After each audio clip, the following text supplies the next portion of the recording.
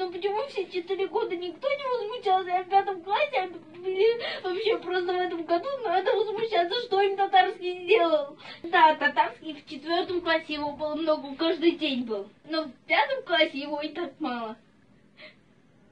Всего 4 татарского в неделю. А русского где-то 5. Да. Они хотят вообще убрать татарский. А вот, например, я вот хочу татарский. У нас вся русская группа хочет татарский. Татары все, типа, зачем?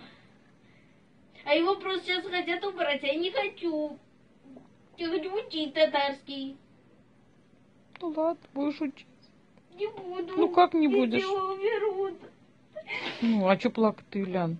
Не хочу плакать я. Ну не надо ж, не плачь.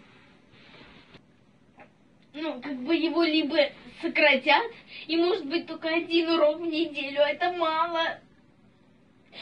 Либо вообще уберут. Ну, либо 2 урока будет, но, понимаешь, им татарский чем-то помешал, хотя они живут в Татарстане.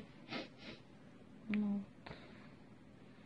И в нашей школе родители возмущались, все писали заявление директору.